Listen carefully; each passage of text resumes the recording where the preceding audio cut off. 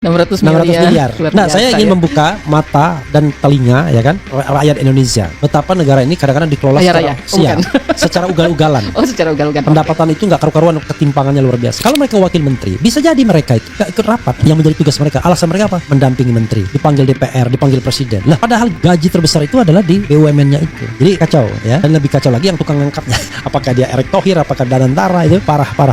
Saya membayangkan misalnya ya, Anda sehari-hari ngomong tentang kemiskinan, tapi tiba-tiba Anda double dengan jadi komisaris di Pertamina, kan nggak masuk akal gitu loh.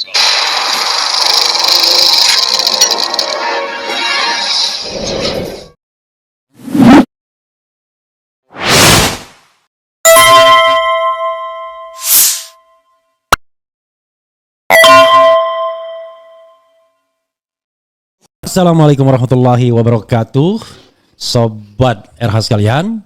Jumpa lagi kita di channel yang keren ini. Keren. Ya, sobat RH sekalian, saya punya partner ya, Lisa Noviani. Ya, sobat RH sekalian, file apa yang kita mau bongkar? Ini menarik ya.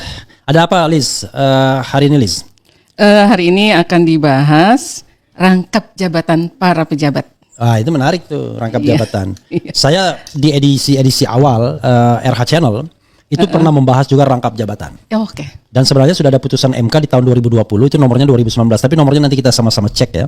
Itu memang MK tidak menyebutkan di dalam petitum, di dalam amar putusannya, karena memang tidak ke sana pada waktu itu permohonannya ya.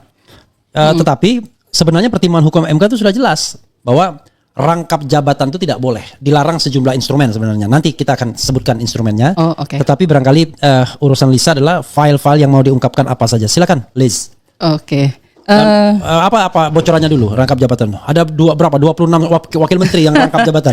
Iya, yang akan dibahas adalah 26 wakil menteri yang rangkap jabatan. Terus ada pejabat-pejabat level mungkin eselon 1 itu ya, yang juga rangkap jabatannya. Rata-rata eselon 1 itu. Rata-rata eselon 1 juga rangkap jabatan. Kalau nggak eselon 1 itu bahkan kepala badan atau wakil kepala badan itu juga.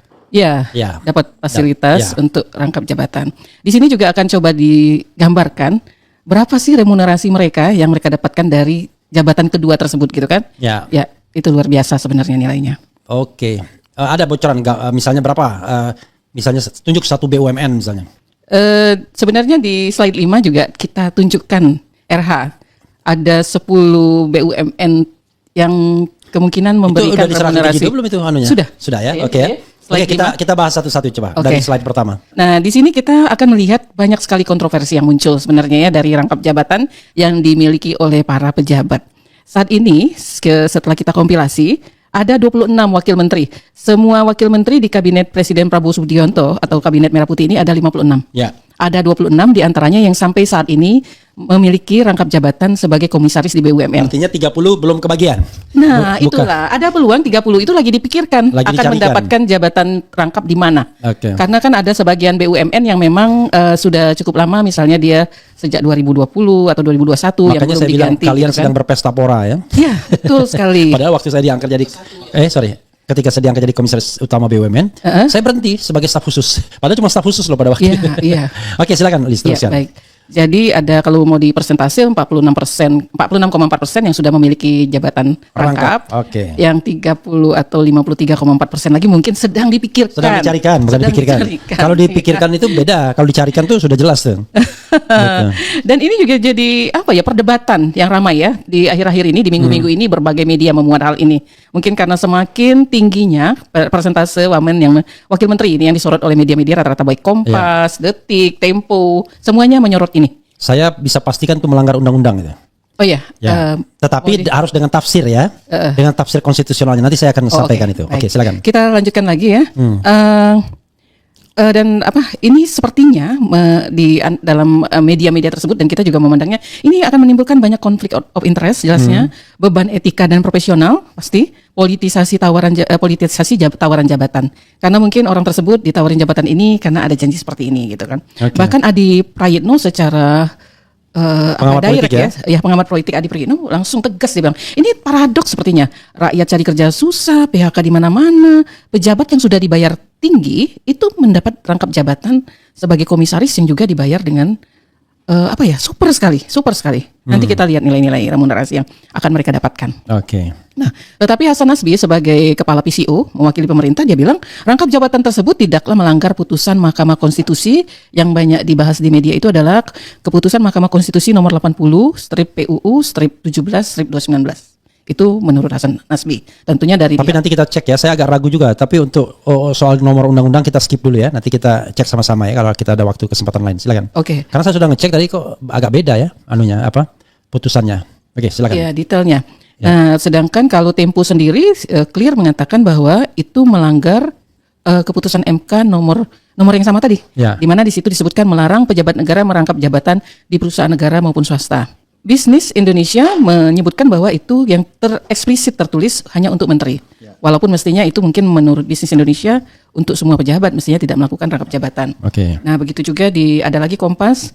Bagaimana mungkin menteri yang juga komisaris harus mengawasi perusahaan yang berada di bawah kementeriannya sendiri? Dalam posisi seperti ini pasti fungsi check and balance dikhawatirkan tidak akan bisa dilakukan. Itu yang menurut yang jelas Kompas serakah ya di media. Nah, untuk melihat mungkin fasilitas dan gaji menteri itu kan sudah tertulis ya, RH ya. Tapi kan fasilitas itu yang mungkin kita nggak bisa ketahui pasti ya, karena semua yang dilakukan secara operasional oleh menteri, bahkan katanya di rumah tangganya itu menjadi beban pemerintah. Ya, makan sehari-hari pun beban pemerintah. Iya, bahkan sehari-hari pun menjadi beban pemerintah. Jadi luar biasa sebenarnya sudah remunerasi atau fasilitas yang mereka miliki. Ada wakil menteri itu di slide. Ada 26 wakil menteri. Oke, kita bahas satu-satu. Kita sebut satu-satu, bukan bahas. Kita sebut satu-satu. Siapa oknumnya? Ditampilkan mungkin slide-nya. Ada 26, ada 2 slide. Oke, waduh, kamu dikasih kopi tuh, dikasih teh itu. Masya Allah. Iya. Pertama, Sudaryono. Nah, Sudaryono itu wakil menteri pertanian. Wakil menteri pertanian dan dia adalah komisaris utama PT Pupuk Indonesia. Nah, itu termasuk yang besar. Ya. Barangkali kalau kelasnya kelas B itu. Oh, oke. BUMN-nya besar ya. Besar. Iya. Komisaris utama juga RH Ya. ya. Terus ada Emmanuel Ebenezer, Wamen Ketenagakerjaan dan Komisaris Pupuk Indonesia juga. Sama. Wah, itu ngapain coba kan logikanya kan aneh itu. Itu sontoloyo logikanya. Oke, enggak apa-apa ya. Di satu BUMN. Di satu BUMN ada 2 wakil menteri. Gila namanya. Oke.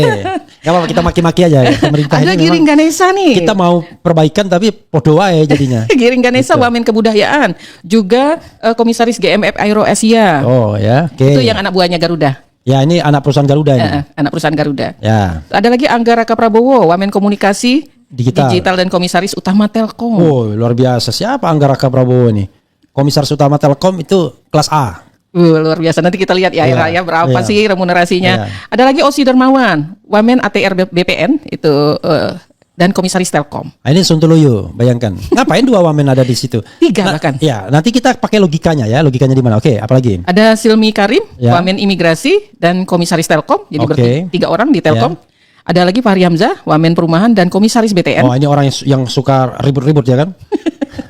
BUMN-nya hancur, menterinya tambah populer, ya dia bilang begitu. Oke lah, nggak apa-apa. Yang ke-8 itu ada Suhasil Nazara, ya, Wamen Keuangan dan Komisaris PLN. Kelas 1 ini. BTN tadi juga kelas 1 karena himbara kan? Iya. Ada Aminuddin Ma'ruf, Wamen BUMN dan Komisaris PLN. Ampun ya kan. Kemudian, oke. Ada lagi yang Kartika Wirjoatmojo, Wamen BUMN dan Komisaris Utama jadi BLN. Wamen. Ini nanti kita bahas satu-satu lah ya. Oke. Mau dibahas dulu enggak? Komisaris Utama BRI nanti saya akan skip bahas satu-satu. Oke. Ada Helvi Yuni Meraza, Wamen UMKM dan Komisaris BRI. Helvi Yuni Meraza. Wamen UMKM dan Komisaris BRI. Allahu Akbar ya kan? Ya. Kemudian? Yang ke-12 itu Diana Kusumastuti, Wamen PUPR dan Komisaris Utama Berantas Abi Praya. Bayangkan ini jeruk makan jeruk ini, oke. Iya, betul. Oke, apa lagi? Yulio Tanjung, Wamen SDM dan Komisaris Bank Mandiri. Ampun. Ya. Terus ada Didit Herdiawan, Wamen Kelautan dan Komisaris Utama Perikanan Indonesia. Ampun. Ya kan? Dia wamen jeruk makan jeruk ya. Ya. Suntana, Wamen Perhubungan dan Komisaris Utama Pelindo. Wamen Kelautan itu Wamen gimana? Perhubungan. Enggak, maksudnya Wamen Kelautan itu perikanan dan apa? DKP biasanya sih. Menteri Perikanan Kelautan dan Perikanan. Kelautan dan Perikanan Iya. ya. Oh, Wamen Perhubungan, Komisaris Utama Pelindo, jeruk makan jeruk juga. Jeruk makan jeruk. Ya, ada lagi Dante Saksono, Wamen Kesehatan dan Komisaris Pertamina Bina Medica. Allahu Akbar ya kan?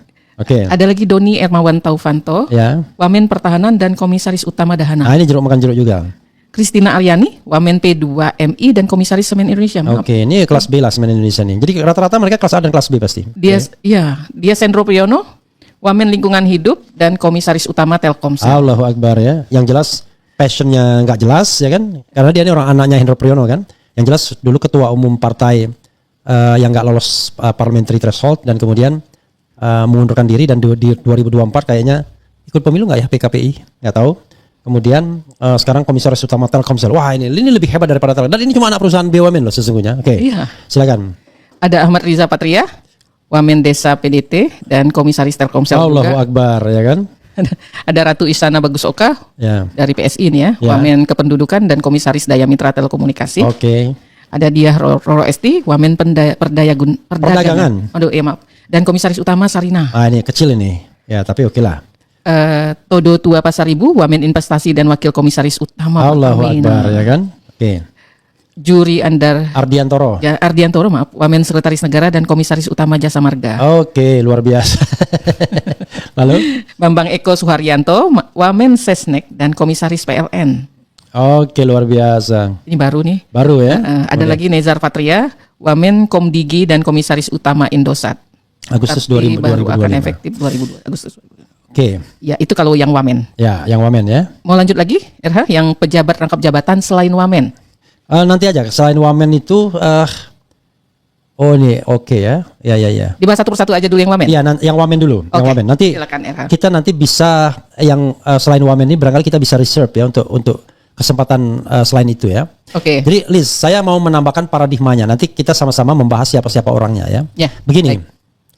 Yang namanya menteri itu dilarang rangkap jabatan. Ya. Dulu menteri itu ngerangkap jabatan. Yang sepanjang saya tahu, Yusril misalnya, itu rangkap jabatan tuh kalau nggak salah pernah jadi komisaris Pertamina juga. Cuma kita nggak pernah tahu pada waktu itu karena nggak ada keterbukaan dan lain Nggak tahu, sebagainya. nggak pernah dengar malah. Ya. Karena dulu yang namanya menteri itu bisa merangkap sebagai komisaris. Oh, Dan komisaris itu udah pasti cuma tambahan penghasilan aja, udahlah. Bohong kalau Anda bilang wah untuk pengawasan dan lain sebagainya. Itu tambahan penghasilan bagi pejabat. Oke, ya. Ya. Nah, tapi nanti saya reserve dulu. Kita cek lagi soal Yusril ya. Jangan-jangan kita salah kan? Ternyata dia nggak pernah. Tapi mohon maaf dulu ya, Bro Yusril. Tapi sepanjang saya tahu ketika dia jadi menteri dulu, ketika menteri tidak dilarang menjadi komisaris. pada Ya. saat SBY berarti ya kalau Yusril jadi menteri. Enggak. Kan Yusril kan sudah sejak zaman Gus Dur jadi menteri. Oh iya. Iya, Oke. sejak zaman Gus Dur, zaman Megawati kan udah lama dia jadi menteri. Sering ya? Iya, udah sering dia. Ya itulah enaknya kalau orang bisa belok gitu. Iya kan? Belok-belok sedikit aja kan. Nah, oke. Nah, lalu kemudian melalui undang-undang BUMN itu dilarang. Undang-undang 19 tahun 2003 kalau tidak salah ya. Itu dilarang. Tidak boleh rangkap jabatan menteri itu. Nah, oke. Waktu itu wakil menteri jarang. Hampir tidak pernah ada wakil menteri itu. Iya betul. Sedikit sekali. Wakil menteri itu paling cuma wakil menteri luar negeri. Itu pun Iya. diberlakukan sebagai pejabat karir seperti pejabat eselon setengah lah. Di atas eselon 1. Oh, oke.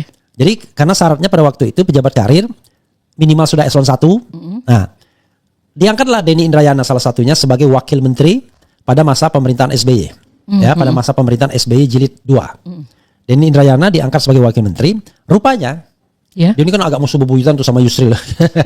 Sering berhadapan lah dalam debat ya. Yang beda pendapat ya. Ya. Kalau tidak salah, Yusril melalui siapa atau langsung saya lupa ya, Ya. itu mempersoalkan jabatan wamen tersebut. Ya kan? Mengapa? Maksudnya, Mengapa, Era? ya dia pengen hapuskan jabatan wamen itu. Oh. Intinya nggak ada di konstitusi yang namanya wamen. Kan begitu? Yang ada cuma pembantu presiden itu menteri, nggak ada wamen. Ya. Maka putusan MK justru memperkuat posisi wamen. Karena dalam penjelasan itu wamen itu dikatakan pejabat eselon 1, setingkat eselon 1, pejabat karir setingkat eselon 1 dan bukan anggota kabinet. Begitu kan? Oke. Bukan anggota kabinet. Rupanya putusan itu memperkuat posisi wamen. Wamen itu secara karakter tidak dibedakan dengan menteri. Jadi ingredient wamen itu tidak perlu lagi eselon 1 dan tidak perlu pejabat karir. Pokoknya anyone, siapapun, oke. whoever bisa diangkat sebagai wamen. Peraturan MK itu. Bukan peraturan MK, putusan MK. Putusan MK. Ya. Nah, gara-gara itulah kemudian sejak putusan Denny Indrayana itu ya, maka kemudian orang bisa ditunjuk sebagai wamen dalam posisi apapun. Dia mau swasta, dia mau pemerintah, mau apa. Karakter jabatan itu sama dengan karakter menteri.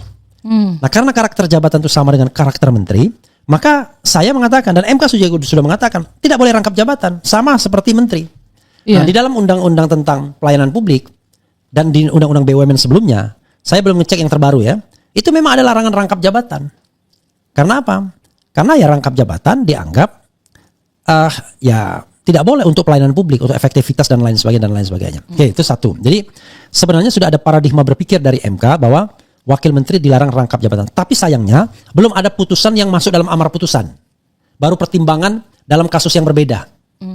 Karena pada waktu itu tidak dimasalahkan rangkap jabatan menterinya, tetapi MK masukkan pada waktu itu jabatan wakil menteri sebagai sebuah pertimbangan, tetapi itu kaitannya hal yang berbeda. Nanti karena kita ini agak buru-buru, nanti lengkapnya itu nanti akan saya catat secara baik ya. Nah, kemudian karena itu seharusnya tidak boleh, baik menteri maupun wakil menteri tidak boleh rangkap jabatan.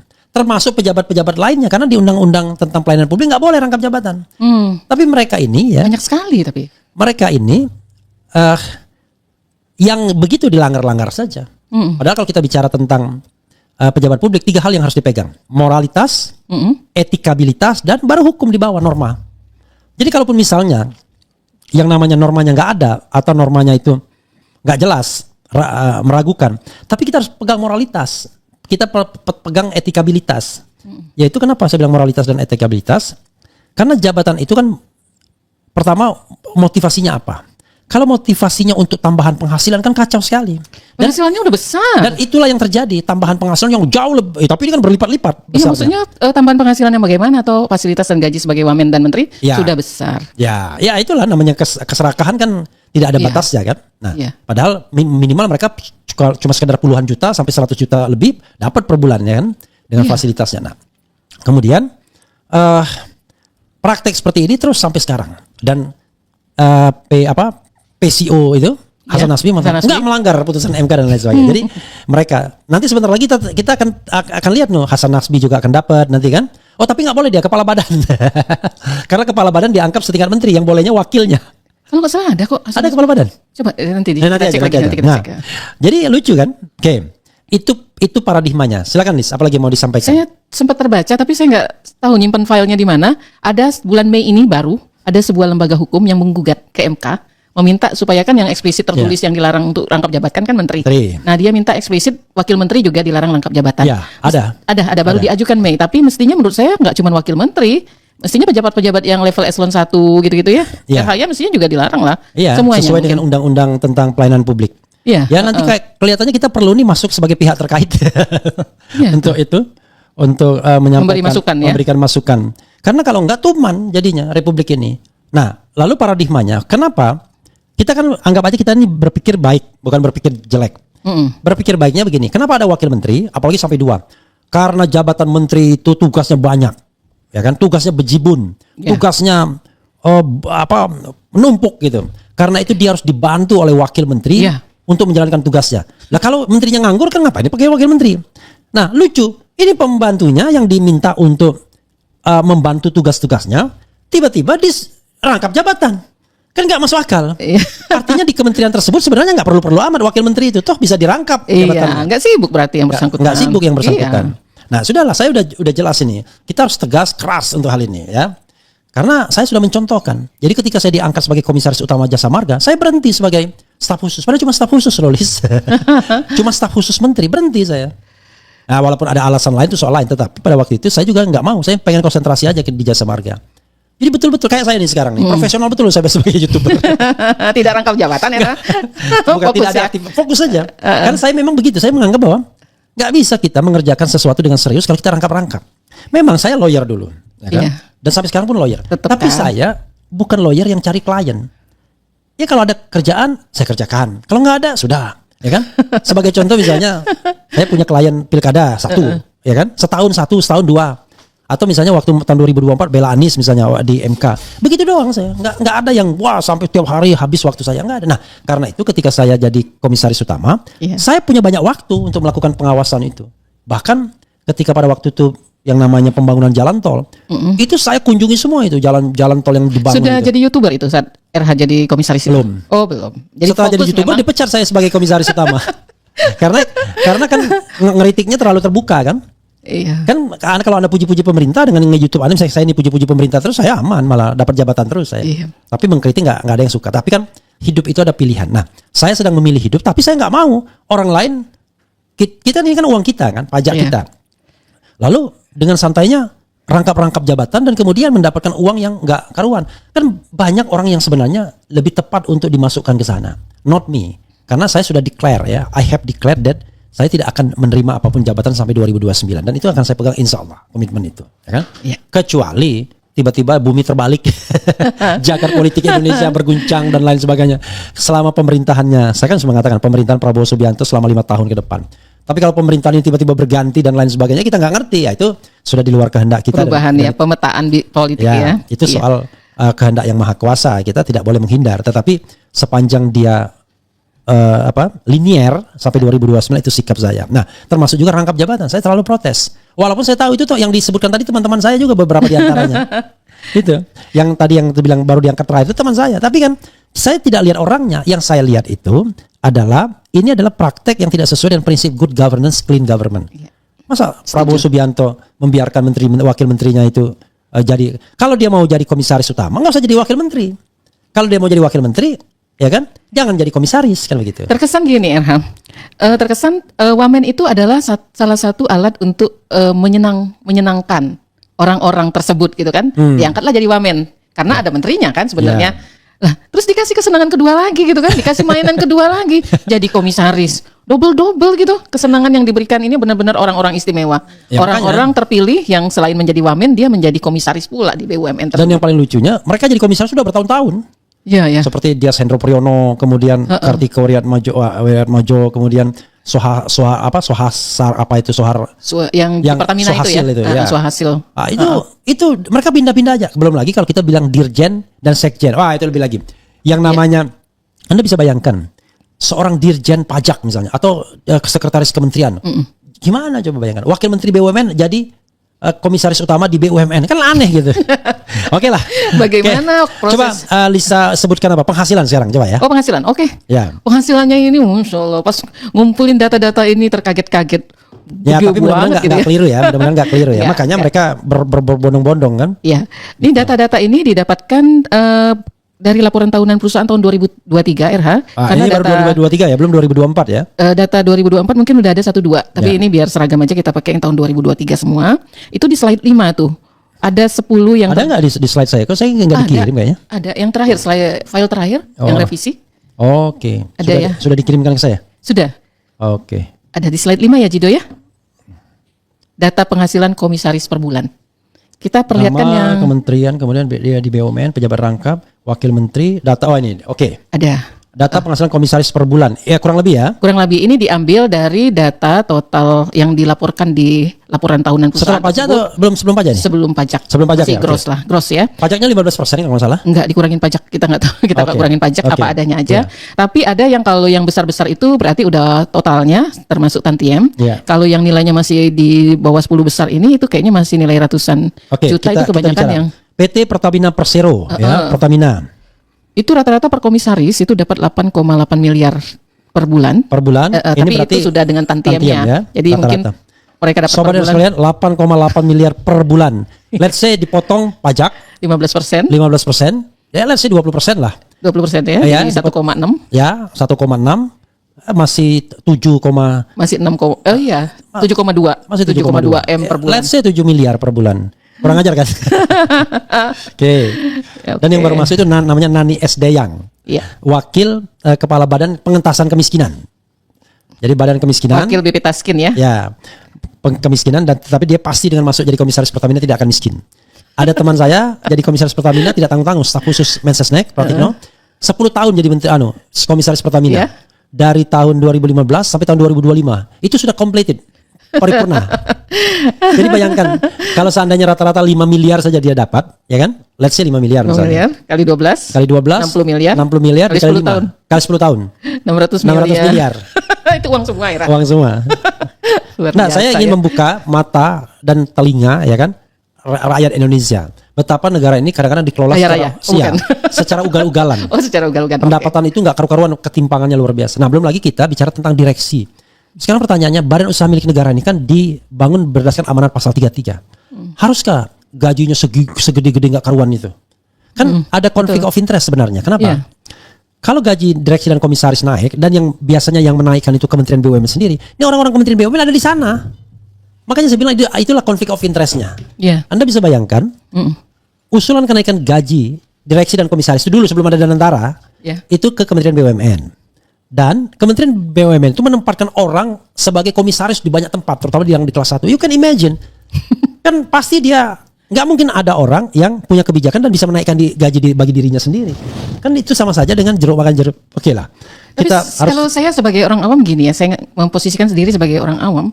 Pertamina memang penghasilannya sangat besar karena dia kan monopoli kan. Yeah. Nah, penghasilan besar itu apakah harus dibagi-bagi di antara yang ada di dalam gitu, manajemen lah segala macam lah gitu. Dan yang paling lucu lagi, gitu. Kalau seandainya Pertamina merugi, lebih kacau lagi. Dan gaji mereka tetap sangat besar gitu. Iyalah, kan gaji sama. Jadi gaji tetap besar. Mungkin tantiem yang akan berkurang. Tapi ada nggak ya? Misalnya mereka tidak dapat tantiem. Jangan salah, walaupun mereka rugi tahun ini dan lain sebagainya, tetap saja mereka ada cadangan. Karena Pertamina rugi kayak rasanya tantiem tetap dapat sepertinya. Oke, kita teruskan ya. Yang kedua yang terlihat sangat besar juga itu adalah Bank Mandiri. Dia memberikan remunerasi per bulan per komisaris itu 2,5 miliar. Oke, bayangkan Bank Mandiri 2,5 miliar. Ya. Let's say lah dijadikan 1,5 miliar, masih gede bro, ya kan? Dan di Bank Mandiri itu wakil menterinya awalnya Kartiko Wiryatmojo kan, tetapi kemudian mungkin dia nggak enak loh, masa saya pernah jadi direktur utama Bank Mandiri, tiba-tiba jadi komisaris utama. Ya sudahlah, akhirnya dia pindah ke BRI, gitu. Okay. Ya Beti lah kalau BRI itu BRI 1,8 miliar per komisaris per bulan. Oke. Berikut, ya let's say cuma 1 miliar, tetap aja kan, ini kan. Gitu, yang masih di atas 1 M lagi itu adalah Telkom 1,6 miliar per bulan per komisaris. You can imagine kan. Terus PGN perusahaan gas negara itu 1,155 miliar per bulan. Bayangkan. Per komisaris. Lalu yang sedikit udah di bawah 1 M itu tapi masih deket-deket itu Bank BNI 942 juta per bulan per komisaris. Oke. Nah kalau Pelindo ini penghasilannya nih saya belum dapat lagi konfirmasi 726 juta jangka pendek. Jadi mungkin apa per 2 bulan, apa per 3 bulan, apa per 6 bulan ini? Oh nggak ngerti. Tapi jangan salah Lis, ini Pelindo ini bukan Pelindo waktu saya pernah di sana. Jadi PT Pelabuhan Indonesia itu sekarang digabung. Pelindo 1, 2, 3, 4 itu digabung. Dulu Pelindo yang paling besar itu Pelindo 2, which is Tanjung Priok. Saya Pelindo Medan. 1. Pelindo 3 di Surabaya, Pelindo 4 di Makassar. Nah sekarang Pelindo itu sudah diintegrasikan, digabungkan jadi satu, makanya PT Pelindo Indonesia. Makanya dia jadi besar sekarang ini. Gitu. Ini mungkin dugaan saya per 3 bulan ini RH kali. Karena jangka pendek ya. Terus ada yang Pupuk Indonesia tadi disinggung RH itu besar juga, itu 711 juta per bulan per komisaris. Perkebunan Nusantara, wah ternyata perkebunan agroindustri gede juga ya duitnya. PTPN ini digabungkan jadi satu kalau nggak salah. Kan banyak sekali PTPN. Nah ini sekarang gabung jadi satu, mungkin holdingnya ini. Ya holdingnya itu 670 juta per bulan per komisaris. Oke, apa lagi? BTN tempatnya Fahri Hamzah di sana juga jadi komisaris itu 597 ya, juta. let's say lah Fahri Hamzah dapat tambahan 500 juta per bulan dari BTN kan lumayan juga. Iya. Let's say tapi kemarin dia cukup kritis loh tentang terinfo nggak tentang rumah subsidi yang 14 meter persegi itu yang mau dibangun pemerintah. Fahri Hamzah sebagai wakil menteri perumahan cukup kritis. Itu saya kaget juga. Wah masih kritis juga nih Pak Fahri. Ya Lumayan. begini. Gini. Kita harus bedakan kritis dengan conflict of interest itu. Jadi it doesn't mean kalau Anda tetap kritis Anda boleh rangkap jabatan, kan nggak boleh begitu. Kita bicara mengenai, kita anggap aja orang itu kosong dulu. Apakah dia berpihak pada rakyat atau kita bicara tentang Anda nggak boleh rangkap jabatan. Karena rangkap jabatan itu banyak mudaratnya daripada manfaatnya. Kenapa mudaratnya? Di antara mereka sendiri udah cemburu itu. Emang di antara mereka nggak lihat-lihatan, waduh dia dapat Pertamina, gue cuma dapat ini. Udah, itu sudah memunculkan moral hazard sudah. Berikutnya lagi adalah ya orang hanya berlomba-lomba untuk mendapatkan itu di circle itu. Bisa sikut menyikut tuh. Wah saya kok cuma dapat ini padahal kan ini. Wah minta dari emang nggak lobby itu, lobby. Dan itu kemudian buruk bagi governance kita. Jadi bisa melakukan apapun untuk itu, gitu ya? Bisa jadi. Emang kan dulu pernah diraih oleh Erick Thohir sendiri. Ada yang sanggup membayar puluhan miliar untuk mendapatkan jabatan direksi. Tapi waktu itu direksi. Tapi masa komisaris yang jabatannya yang bisa 1 miliar 2 miliar per bulan Anda tidak nyodok sana tidak nyodok sini kan begitu. Oke, teruskan. Ya. Kalau di slide 6 itu adalah mungkin tadi yang di second layer ya kali ya. RH ya. Ya nanti second layer ini kita sebutkan dulu dah. Iya, di sini ada PT Semen Indonesia. Itu 370 juta per bulan per komisaris. PT Kereta Api Indonesia 324 juta per bulan per komisaris. Dan PT Aneka Tambang itu ada 314,5 juta per bulan per komisaris. PT Timah 253 juta per bulan per komisaris. PT Garuda Indonesia, wah Garuda ini rugi terus tapi komisarisnya tetap gede nih. Iya. 233 juta per bulan Per komisaris. per komisaris. Berdasarkan catatan 2023 ya. Dua laporan tahunan perusahaan tahun 2023. Tapi ini confirm ya. confirm. Cara Lisa membaginya gimana? Karena begini. Ada yang tidak perlu dibagi langsung tertulis, Ya. tapi biasanya gini biasanya per bulan sekian Ya. untuk komisaris. Terus ada lagi jatah perumahan, Ya. ada lagi yang dibedakan lagi tantiem gitu-gitu. Nah ini pokoknya Itu yang- dirata-ratakan, Oke. dirata-ratakan per bulan lah. Oke. Kan, terus ada tunjangan hari raya, tunjangan Oke, lebaran, nah, jadi gitu. semua lalu dibagi 12. Dibagi 12. Ya mungkin Oke. mohon maaf kalau ada yang salah-salah hitung dikit-dikit gitu Ya. ya. Tapi ini secara gradual seperti itu. Dan belum Cara perhitungannya. anggap saja dan belum dipotong pajak. Belum. Tapi Masih- kita nggak bisa mengatakan potong pajaknya itu langsung ceklok 15-20% karena kalau gaji per bulan udah potong pajak. Pokoknya ini di laporan tahunan. Apakah di laporan tahunan mereka sudah potong pajak atau belum? Saya nggak tahu gitu. Oke. Apa adanya aja. Oke, nanti Diambil dari sana. sebagai peneliti Lisa harus memastikan itu. Iya. Ya besok-besok kan. Oke. Nggak boleh nggak tahu. Iya betul. Iya baik Air. Harus pastikan itu. Iya. Oke. Terus ada lagi PT Aviasi Pariwisata Indonesia tuh atau nama dagangnya itu Injourney. Ya. Itu antara 210 sampai 233 juta per bulan per Ya. komisaris. Bulog itu 188,9 juta per bulan per Ya. komisaris. Bulog. Ada lagi yang ini yang agak nggak terlalu tinggi mungkin karena lagi banyak masalah kali ya di yang perusahaan-perusahaan yang konstruksi. Ya. PT Hutama Karya, PT Wijaya Karya itu range-nya antara sekitar ada 160 sampai 175 per komisaris. Ya. Tapi tetap sangat luar biasa ini gede besarnya. Ada yang 133,6 sampai 148,4 juta per komisaris per bulan. Bio Farma juga yang kayaknya kemarin juga banyak kerugian ya, banyak rugi dia. Ya. Itu 123 sampai 155 juta per komisaris per bulan. Ya, jadi begini, Lisa. Sebenarnya kan ketika mereka ada di sana, ditempatkan di perusahaan tersebut, sesungguhnya kan perusahaan tersebut sudah bagus. Ya. Yang paling lucunya adalah kalau kita menganggap bahwa yang namanya wakil menteri itu orang-orang hebat, kan begitu? Karena itu jadi wakil menteri. Kan harusnya dicari perusahaan yang rugi tuh. Perusahaan yang perlu pengawasan yang luar biasa. Ini enggak. Mereka ditempatkan perusahaan-perusahaan sudah running well semua. Telkom, Pertamina, kemudian Himbara, Iya. Main ID gitu-gitu, PT Pupuk dan lain sebagainya. Nah, oke lah. Walaupun dia sudah running well, banyak kebocoran ya. Banyak korupsi barangkali. Tugas mereka untuk mengawas. Tapi nggak mungkin mereka bisa menjadi pengawas yang betul-betul telaten kalau mereka punya konflik of interest. Iya, pastinya. Kadang-kadang mereka bisa gunakan perusahaan tersebut untuk provide mereka. Kalau mereka misalnya, let's say mereka ada kegiatan di luar kota. Mereka wakil menteri kan, itu bisa double tuh. Kan tentu saja yang misalnya cabang-cabang mereka kan servis mereka. Kalau mereka kunjungan keluar kota, mereka tinggal telepon aja. Di mana sih nggak ada cabang Bank Mandiri?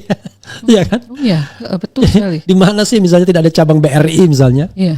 Di mana sih misalnya tidak ada kantor perwakilan Pertamina dan lain sebagainya misalnya? Iya.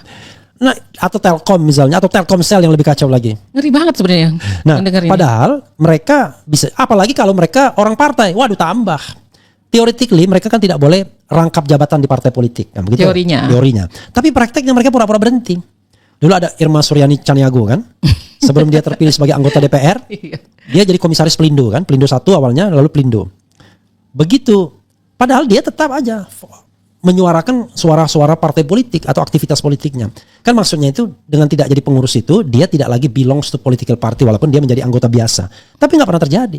Dulu Rizal Malarangeng juga begitu. Jadi komisaris di Telkom tapi kemana-mana runtang-runtungnya sama Erlangga Hartarto dan lain sebagainya. Nah banyak orang-orang seperti itu yang belum lagi kemudian orang-orang yang diangkat karena perkawanan, perkoncoan. Dan walaupun tidak punya afiliasi politik tapi perkawanan dan perkoncoan. Jadi ya aneh lah.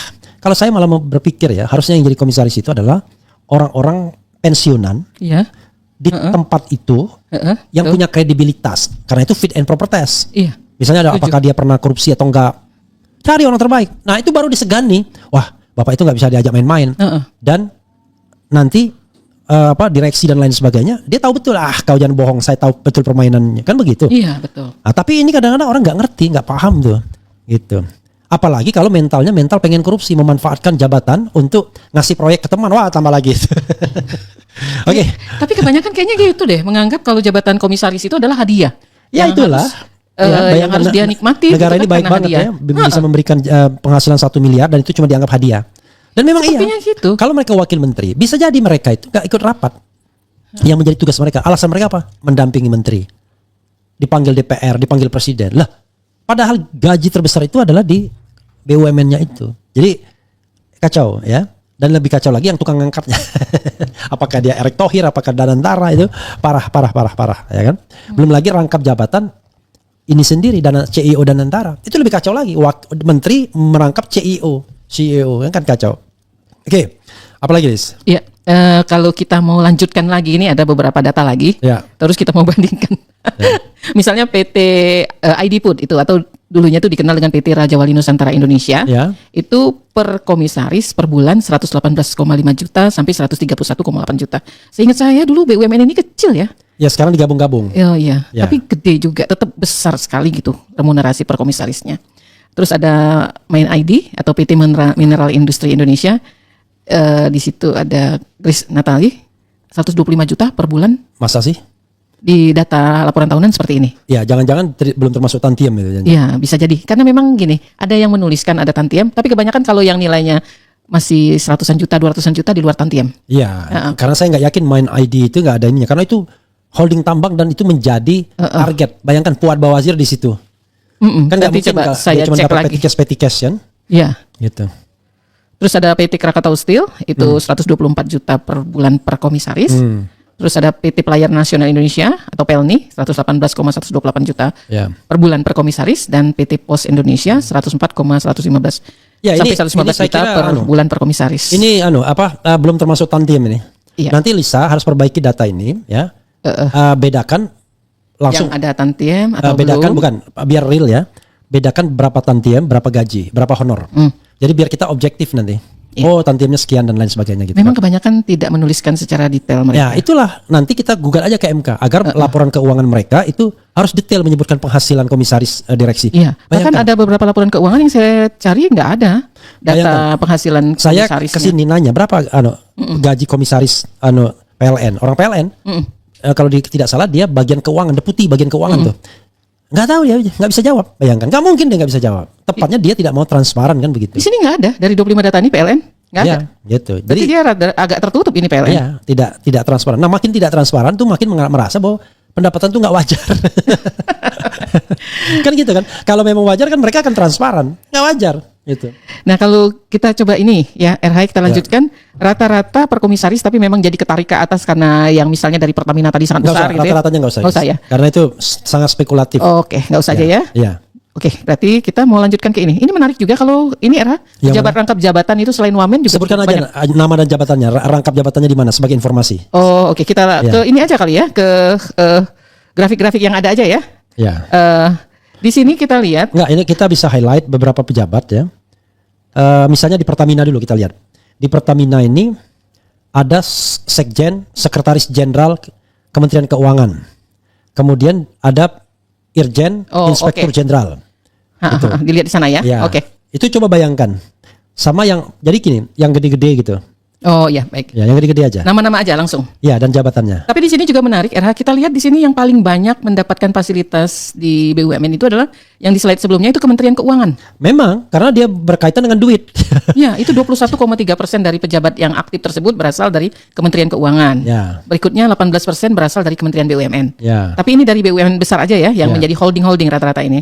Terus ada Kementerian Pekerjaan Umum dan Perumahan Rakyat, Ya. itu cukup banyak orangnya, karena memang BUMN di sini nanti banyak jumlahnya. lain kali jangan pakai persentase ini ya. Karena persentase kan N-nya kan nggak banyak. Oh, Jadi nanti mislead gitu. N aja. N aja. Jadi misalnya 30 dari berapa gitu loh.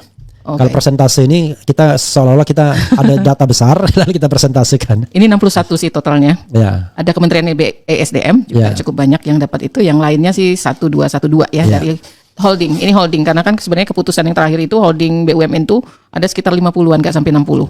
Coba kita lihat pejabat-pejabat. Nama-namanya. Oke. Ya. Di halaman berikutnya itu nama-nama orangnya dan jabatannya.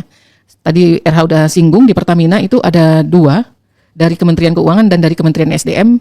Dari Kementerian Keuangan itu Pak Heru Pambudi, sekjennya. Dan ini mantan Dirjen Pajak. Dan kalau dari Kementerian SDM ada Bambang Suswantono, itu adalah irjennya. Kayaknya kalau kita ngutang harus ngutang ke dia mereka deh. Karena sepanjang yang saya tahu gini, Liz ya, paling lucunya adalah yang namanya pejabat eselon 1 di Kementerian Keuangan terutama, ya, termasuk Kementerian SDM barangkali, karena kan tambang, migas dan lain sebagainya. Itu mereka kan eselon 1 itu sampai pensiun. Kalau mereka eselon 1-nya itu sejak usia muda karena karirnya baik misalnya, let's say dia 10 tahun eselon 1. 10 tahun itu eselon 1 terus. Bisa, ya. Pindah-pindah aja irjen, gitu, sekjen gitu. Bahkan bisa jadi lebih dari 10 tahun ya. Karena yang saya ingat ya, orang-orang ini sebenarnya sudah eselon 1 ketika zaman SBY kan, zaman SBY kan sudah lewat 10 tahun. Dan mereka akan terus muter di BUMN itu. Ya saya lihat misalnya Dirjen Anggaran dulu. Coba bayangkan. Karena Dirjen Anggaran itu penting bagi BUMN kalau seandainya mereka mau minta suntikan dana. Oh, jadi harus masuk ya. Allahu Akbar negara kita Pak Prabowo ya. Inilah negara kita ini yang Bapak pimpin ya. Mudah-mudahan bisa berubah. Ini kan masih sebagian diangkat di edisi sebelum Prabowo soalnya. Ya tapi buktinya gelombang ini terus menerus. Iya. Yang wamen-wamen ini kan wamen Prabowo semua, bukan wamen yang dulu. Oh iya, betul. Dan lebih banyak wamennya. 56. Dari 109 kabinet Merah Putih, 56-nya wamen. Ya, 26 sudah masuk jadi komisaris. 30 lagi kita carikan. Ya, oke. Ya. Apalagi? Selanjutnya ini ada kakak kelas saya nih, Kang Dadan Kusdiana. Oke. Sekjennya ESDM di PLN juga ada di PLN juga itu Dirjen Listrik, masih berarti itu sama-sama dari ESDM ya, Jismen Pak Hutazul. Benar cerita RH tadi, Kang Dadan ini termasuk orang yang menonjol ya dari karir. Seingat saya mungkin udah 10 tahunan ini dia sudah di level dirjen. Dan sampai sekarang masih di sana. Di itu SDM ya. Sekarang dia komisaris di PLN. Nih yang Anda bikin itu bukan dia, yang namanya Iwan Sumule, wakil 2 BP Taskin itu Badan Pengentasan Kemiskinan itu setingkat wakil menteri. Oh, bukan ketua ya, bukan kepala ya. Bukan kepalanya, setingkat wakil menteri dia. Oh, oke. Yang wakil kemiskinan pertama masuk Pertamina, yang dianya masuk masuk apa? Mana tadi Iwan Sumule. PT Pupuk Indonesia. PT Pupuk Indonesia. Gitu. Kalau kecil-kecil susah nih bacanya. Oke. Selanjutnya ya RH di Main ID itu komisarisnya ada 2 yang dari Kementerian Keuangan dan ESDM, Dirjen Perbendaharaan kalau di Kementerian Keuangan, kalau di SDM itu Dirjen Minerba, Mineral dan Batubara. Ya, ini ada yang paling lucu ini adalah misalnya di 29 itu wakil komisaris utama Wakil komisaris utama. Bukan, komisaris mandiri. Kepala BPKP. Badan Pemeriksa Keuangan dan Pembangunan, jadi komisaris mandiri dia. Iya, seingat sih itu. Ya, jabatannya benar ya itu ya, RH ya. Parah bukannya parah ya. Gitu. Nah, yang seperti ini ya, nanti saudara sekalian lihat saja datanya ya. Tapi maksud kita adalah ini parah governance seperti ini. Rangkap jabatan, kemudian macam-macam lah ya. Gitu.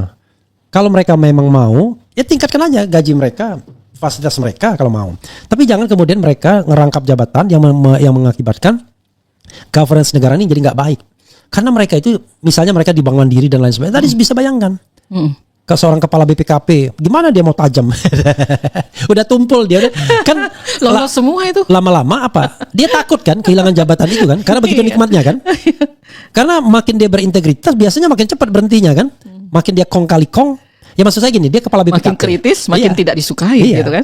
Gitu. Dia kepala BPKP harus memeriksa misalnya keuangan pembangunan yang terkait dengan Kementerian BUMN misalnya. Awas loh kalau kamu memeriksa macam-macam. Ya itulah yang namanya conflict of interest. Nah, memang ya, idealisme itu harus dihadapkan pada 2 hal, uang dan jabatan. Nah, kalau Anda ada uang dan ada jabatan, apakah Anda masih idealis apa enggak? Nah, itu yang kemudian ketika itu kita udah mulai. Makanya Fahri Hamzah menurut saya gagal dia. Harusnya dia kan kasih contoh kan. Oh enggak, dulu saya kritis kepada pemerintahan. Jadi wakil menteri ini sudah cukup bagi saya. Kan begitu mestinya. Saya mau bertugas sebagai wakil menteri dengan segala penghasilannya yang mungkin nggak besar, ya kan? Tapi diterima juga jabatan komisaris di Bank Tabungan Negara. Loh, apakah menjadi komisaris itu haram? Ya nggak haram, tapi jangan rangkap jabatan. Kan begitu. Kalau misalnya disuruh memilih, saya berandai-andai ya. Kan gaji komisaris kan clear tuh angkanya gitu ya. Dengan wamen mungkin jauh lebih besar komisaris. Mestinya disuruh milih aja, bukan? Iya. Karena itu menurut saya memang yang jadi masalah adalah Prabowo tidak menyuruh mereka memilih. Prabowo menyuruh mereka rangkap jabatan. Kan kacau jadinya. Gitu loh. Seperti tadi salah seorang pengamat, ini paradoks gitu kan.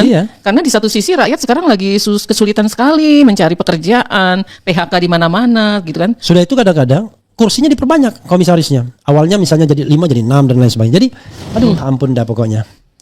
Memang perusahaan tersebut tidak bangkrut.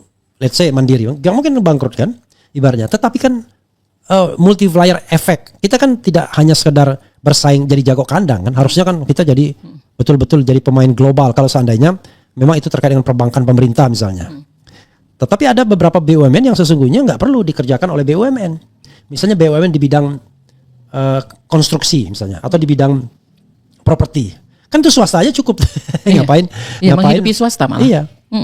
Oke, Liz, apalagi Liz? Ya, ya di sini ya tadi terlihat kalau kita lihat kalau dari kementerian tadi hampir semua level dirjen dan irjen dan sekjen di Kementerian Keuangan dan SDM itu yang paling banyak mendapatkan jabatan untuk komisaris. Biasanya Kementerian Keuangan, Kementerian Sekretaris Negara, kemudian Kementerian SDM, Kementerian PUPR. PUPR, ya. Itu banyak biasanya. Kenapa? Karena banyak, kan lucu kan?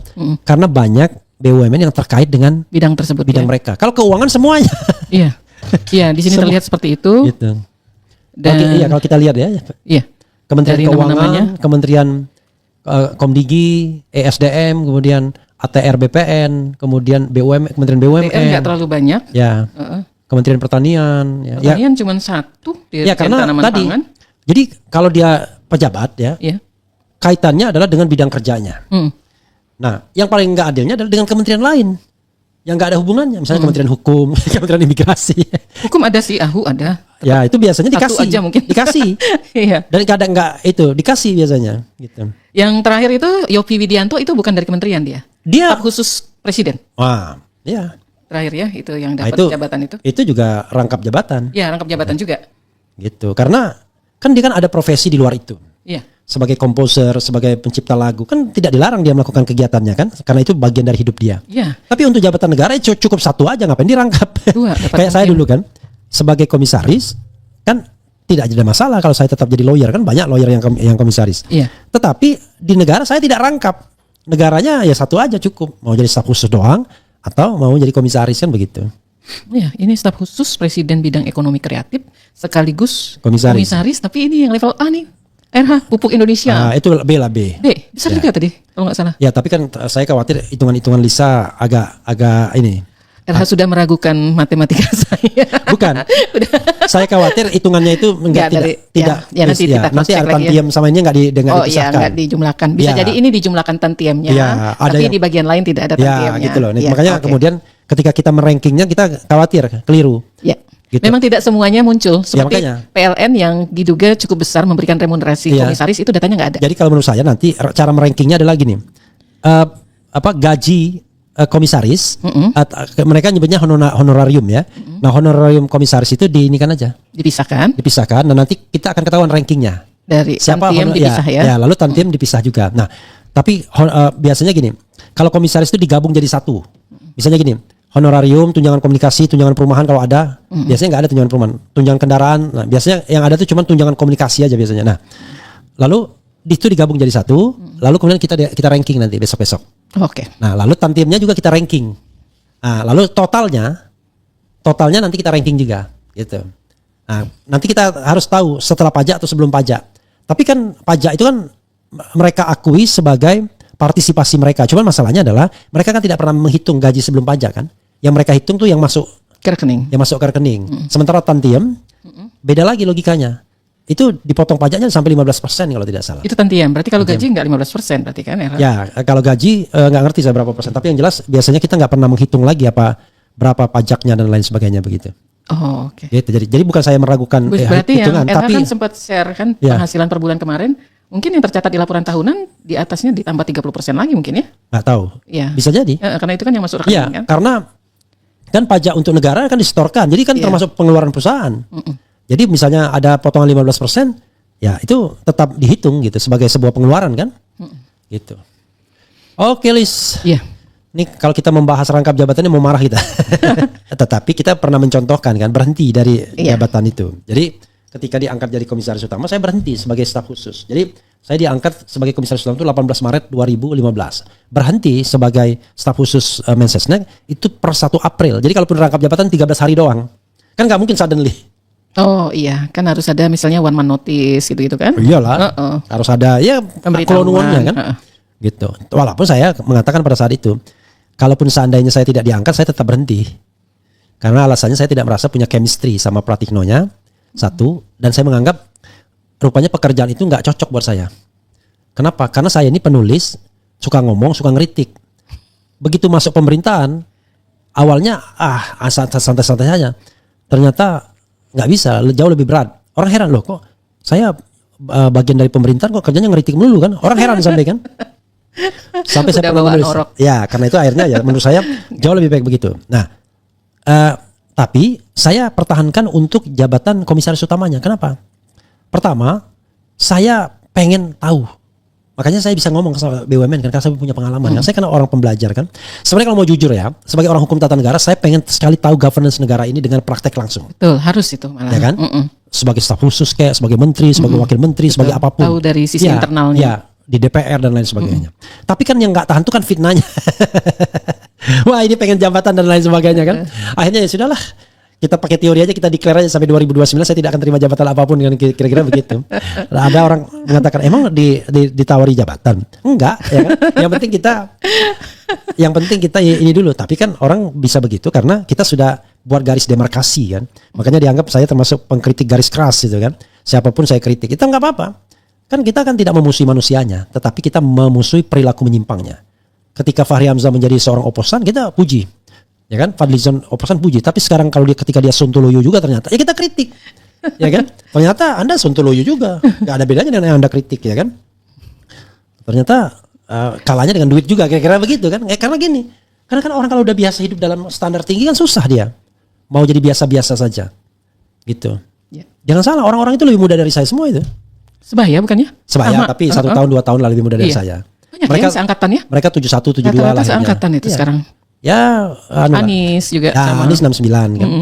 Maksudnya mereka lebih hebat lah, jauh lebih hebat. Kita kan sontoloyo di sini-sini aja gitu. Enggak lah, RH luar biasa. Cuma menang tua doang gitu. RH beberapa kali jadi komisaris BUMN di zaman Jokowi. Nah, dia nggak get the point ya. Poinnya rangkap jabatan bro. Kita nggak mengharamkan komisaris kan. Dan tidak juga beberapa kali, cuma 2 kali saja. Itu pun dalam rentang waktu 5 tahun, ya kan? Yang benar itu 1 kali 5 tahun. Tapi saya digeser di demosi karena suka ngeritik kan gitu pada waktu itu. Lebih terhormat dipecat daripada buzzer Jokowi.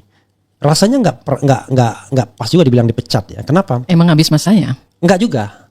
Karena di BUMN itu secara teoritis Anda menjabat 5 tahun. Itu di BUMN. Tapi nggak pernah terjadi 5 tahun itu. Hampir semuanya diganti terutama ketika terjadi pergantian pemerintahan. Ya. Coba bayangkan Darmin Nasution itu. Anda mau ngomong Darmin dipecat. Kan nggak enak banget. Darmin Nasution itu baru berapa bulan tuh menjadi komisaris. Udah diberhentikan dia kan? Maksudnya Anda mau bilang, wah Darmin dipecat? Enggak kan enggak. Coba lihat Darmin sambil lihat ya. Gitu. Tapi mereka ini kan biasa menggunakan ini biar membuat kita emosi. Orang seperti Rizal Ramli misalnya, dibilang pecatan kan. Dipecat jadi menteri, Anies juga dipecat jadi menteri. Enggak lah. Tom Lembong dipecat jadi menteri juga. Sekarang RH so idealis. Padahal aman. Padahal zaman apa ini enggak jelas ini ya. Nah itulah susahnya kita ini. Kita mau menyampaikan sebenarnya dibilang so idealis. Ya enggak apa-apa juga dibilang so idealis ya kan. Kan kenapa orang bilang Anda so idealis? Iya saya so idealis memang. Karena saya untuk menjadi idealis itu berat. Karena itu saya baru so idealis misalnya. Kan gampang. Iya kan? Berat jadi idealis. Karena itu saya cuma so idealis. Harus ada di posisi, ada orang-orang yang memposisikan diri di situ. Pintar tuh susah. Karena itu saya sok pintar aja kan begitu. Begitu ya bro ya. Dari Burgan biar. Kemudian apalagi bukan ya. Dari Gunaram Tarif. Aturannya ada nggak yang melarang? Ada, saya sudah sebutkan tadi. Yaitu undang-undang BUMN sendiri. Dan undang-undang tentang pelayanan publik yang dilarang rangkap jabatan. Ya, rangkap jabatan kepada siapa? Mereka yang melaksanakan fungsi pelayanan publik. Pertanyaan saya adalah, apakah menteri dan wakil menteri menjalankan fungsi pelayanan publik? Pasti. Iya. Itulah inti dari negara, public service. Kalau Anda mengatakan presiden itu juga pelayan publik, gitu, fungsi pelayanan publik, gitu. Karena itu semua menteri dan wakil menteri itu adalah pelayan publik sehingga dia nggak boleh rangkap jabatan. Coba lihat, kita coba lihat undang-undang tentang pelayanan publik ini ya, biar kita ada perspektif. Undang-undang. Saya awam nih kalau undang-undang RH. Ya nggak apa-apa, saya bukain. Mengertikannya salah takut. Enggak, kalau gitu caranya undang-undang pelayanan publik itu misalnya undang-undang pelayanan publik begitu aja caranya. Nanti nomornya akan muncul sendiri. Nah kalau tidak salah itu pasal 7 atau pasal 17, nanti saya bacakan ya. Nah ini pasal 17 ya, undang-undang tentang pelayanan publik. Jadi undang-undang nomor 25 tahun 2019. 2009 ya. 2009. Aduh, naik. Terus saja undang-undang pelayanan publik. Tahun 2009. Nah, pasal 17, pelaksana dilarang. Ini maksudnya pelaksana pelayanan publik ya. Merangkap sebagai komisaris atau pengurus organisasi usaha bagi pelaksana yang berasal dari lingkungan instansi pemerintah, badan usaha milik negara dan badan usaha milik daerah. Jelas nggak? Kan jelas. Iya. Jadi kalau dia ya dia adalah pengurus organisasi usaha ya bagi pelaksana yang berasal dari lingkungan instansi pemerintah. 1, lingkungan instansi pemerintah. 2, dia dari BUMN. Dan 3, dia badan usaha milik daerah. Nggak boleh ngerangkap jabatan. Iya. Artinya jelas kan secara welo-welo gitu. Gitu. Dan ini pelayanan publik. Kenapa kemudian tidak boleh rangkap jabatan? Agar pelayanan publiknya baik. Gitu. Oke, karena orang kalau terlalu banyak dikasih uang, lama-lama dia nggak berpikir lagi. Kenapa saya masih so idealis? Karena uangnya nggak banyak. Kalau uangnya saya melimpah, saya pasti nggak so idealis ya kan? Saya bilang so idealis aja dah, ya udah bagus ya. Banyak sebenarnya ya peraturannya. Dibilang nggak ada peraturannya di mana? Ada undang-undang BUMN juga melarang rangkap jabatan baik bagi direksi dan komisarisnya kan juga ada. Tapi coba undang-undang BUMN yang baru nanti kita akan lihat ada nggak itu? Okay. Karena undang-undang yang baru itu undang-undang 1/2025. Iya. Tapi yang jelas undang-undang pelayanan publik ini jelas cetok welo-welo. Iya, di sini jelas sekali kok. Bacalah ya kan, nggak mungkin Anda mengatakan lain ini. Iya. Ya, pelaksana dilarang merangkap sebagai komisaris atau pengurus organisasi usaha. Ya kan? Iya. Bagi pelaksana yang berasal dari lingkungan instansi pemerintah, badan usaha milik negara dan badan usaha milik daerah. Iya, jelas sekali kok. Masa ini nggak bisa ini, nggak baca Erick Thohir begini, bukan nggak baca, dia nggak mau peduli dan tidak ditegakkan hukumnya. Oke. Yang Kementerian Pendidikan juga loh masuk dipecah 3 padahal sebelumnya bisa cuma 1 Kemendikbud. Coba jelaskan dari sisi hukumnya biar masyarakat jelas. Sudah saya katakan tadi kan?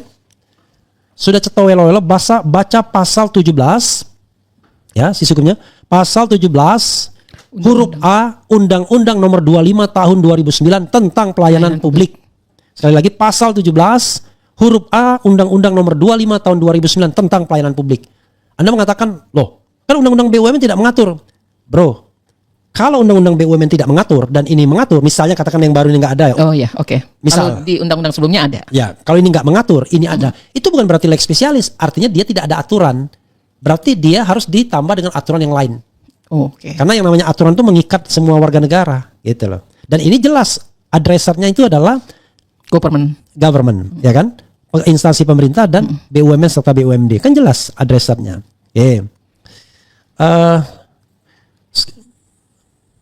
Kemudian ini Gunarip Taib sama lagi itu. Parah. Mereka bersenang-senang di atas penderitaan rakyat yang susah cari kerja, kemiskinan bertambah. Sekali lagi kita bicara tentang rangkap jabatan ya.